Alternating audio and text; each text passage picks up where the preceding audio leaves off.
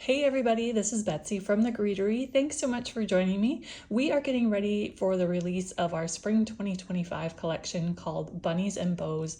One of the sets in that collection is the Spring Crest set. It is the third in our Crest series. It's the spring version, which features a pretty lily frame and some spring and Easter sentiments.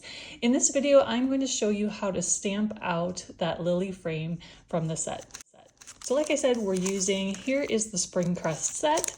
Here on the back side, you'll see the assembled example of that multi-step image, that frame, all assembled for you. And then this is the coordinating die, and I'll be using those in the video today. So I'm going to go ahead and show you how to stamp out this frame. We're going to start with step 1, which is all of the foliage.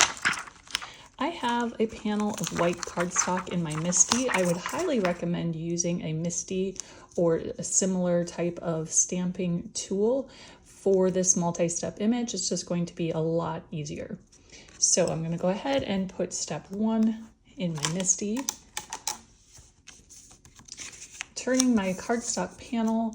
This is a 4 1/4 by 5 1/2, and I'm just turning that on its side so that I can fit another step on the bottom here. I am going to be inking this up with some Distress Oxide ink. This is peeled paint.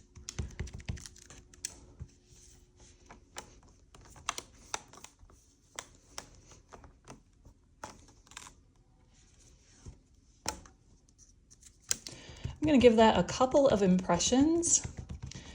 I find with the oxide inks, a lot of times need to do a couple of impressions, which is another reason why I like to use a stamp positioning tool. I also like to even out my ink by using a sponge dauber. I'm going to add a little bit of darker shading to the image by using some forest moss ink as well. And I will just kind of spottily apply that with a sponge dauber.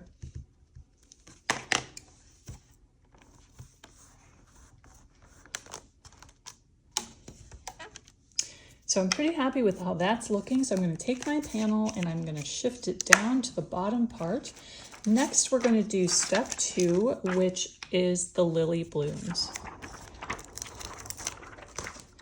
So I'm going to go ahead and line that up. Some points of alignment to look for are the V at the lily at the top will nest inside this little cluster of stems. And then also the blooms on the sides will fit nicely. The V notch at the bottom of each of those top blooms, it's symmetrical, and those should line up as well as those. You should see the stems and the blooms kind of nest inside of each other. I'll get a close-up so you can see that. So I'll go ahead and close up my MISTI to put that into place. Make sure my cardstock stays in the bottom corner. I'm going to stamp those with some milled lavender.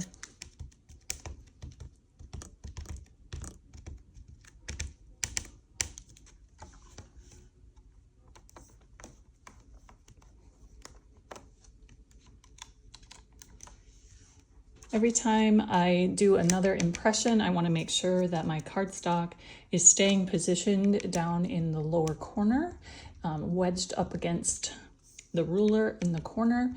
That way everything stays aligned from impression to impression.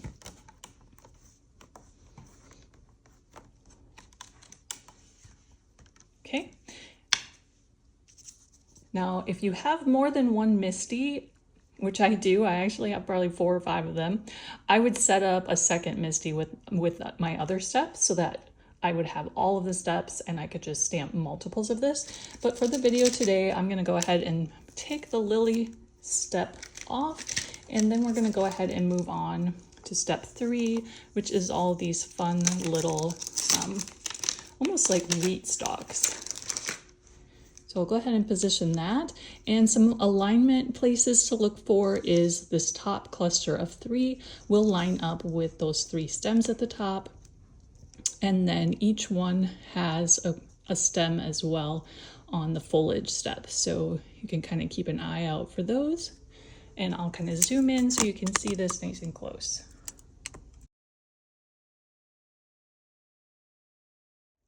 I'm going to be stamping this step with some scattered straw.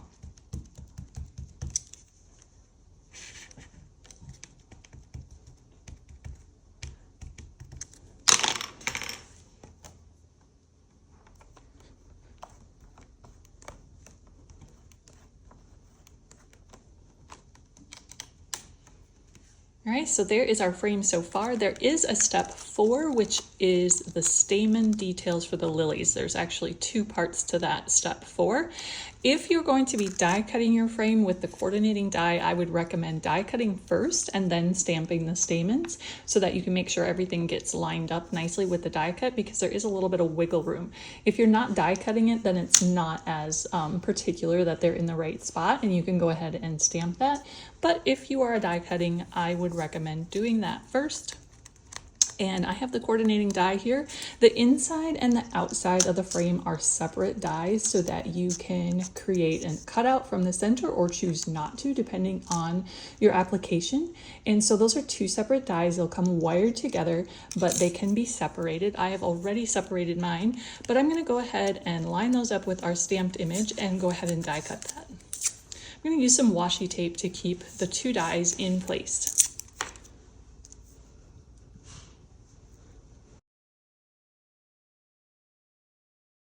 I'll go ahead and die cut that, run that through my machine, and I'll be right back. So I'm back and I have die cut that frame. I also have my negative die cut here. I'm going to use that for this next step when we're going to stamp the little stamen details. I'm actually going to put that negative inside of there. So I can put my die cut, nest my die cut right inside of that negative cutout. And then I'm going to take, there's 2 separate stamen images. There's 4A and 4B. 4A is for this cluster of lilies on the right side, and 4B is for the clusters on the left side, as well as the center one at the top. So I'm going to use the die cut edges to help me align this, which is why I wanted to die cut first. If you're not die cutting, it's not as crucial to get those lined up in the right position. But if you're die cutting, the die outline does go around those little stamen, and so you're going to want to have them lined up. Okay, and before I close the lid, I will zoom in here, and so that you can see some alignment points to look for is the die outline goes around this stamen way on the left, this one right up here at the top. There's a little notch here for that one at the top center, and then the top one there, there, and there. So those are the points that you're going to want to look for. Go ahead and make sure, before I close my lid, I'm going to make sure that my panel is nice and tight down in the corner, and then close my lid to secure that in place. For this step, I'm going to be using some saffron spice. This is a paper tray ink pad. Just a nice gold color that won't take away too much from the rest of the design. The rest of my stamping is pretty soft pastel colors, so I don't want this step to overpower everything. So this just gives me a nice soft gold color. And there is our completed spring crest frame. So I kept this nice and short and sweet so that if you want to just follow along with the stamping, you can do that. I will be putting together another video where I'm going to show how to use this pretty spring crest frame along with some of our other products to create this pretty Easter card. So I'll link that video below, and I hope you'll join me. The Spring Crest set featured in this video will be available for purchase beginning on Friday, March 21 at 10 a.m. Eastern Daylight Time from thegreetery.com. Thanks for joining me, everyone. We'll see you soon.